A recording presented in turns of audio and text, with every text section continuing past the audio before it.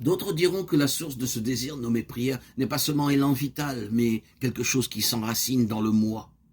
C'est un acte de liberté, un acte qui me fait émerger des déterminismes de la nature, un acte par lequel je m'affirme en relation avec l'autre.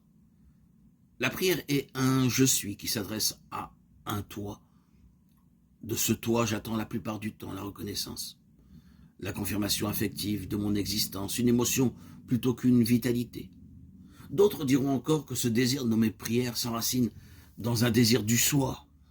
Non seulement je désire être moi, mais je désire aussi la totalité, la plénitude, ce que Jung appellera le soi, un désir d'entièreté, d'intégration. Les anciens gnostiques l'appelaient pléroma.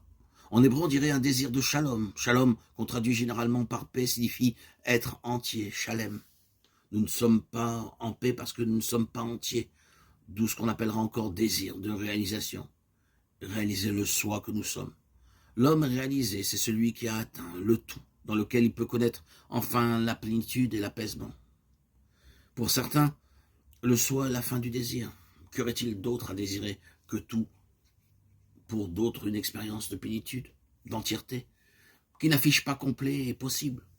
Elle laisse place à un autre désir, désir de l'autre, qui n'est pas seulement désir d'être désiré, mais désir de l'autre, voulu pour lui-même, dans son altérité, non en tant qu'être comblant mon désir, au contraire, en tant qu'être avivant mon désir, eau vive, qui ne se désaltère jamais, complètement ma soif.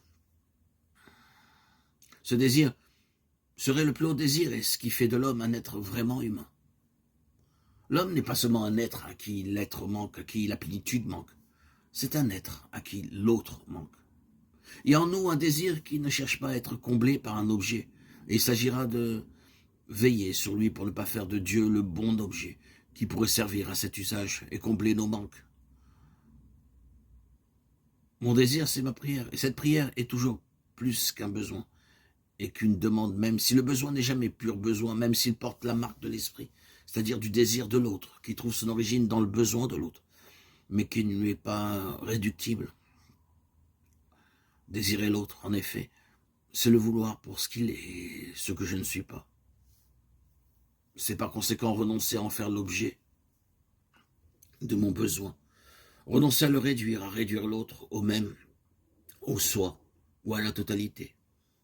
Prier alors, c'est accéder à une conscience de plus en plus vivante, qu'il nous est possible de désirer quelqu'un pour lui-même, de l'aimer dans l'exacte mesure où il nous est possible de le consommer, de l'assimiler à soi-même, que ce soit par la sensation, l'émotion, le sentiment ou la connaissance.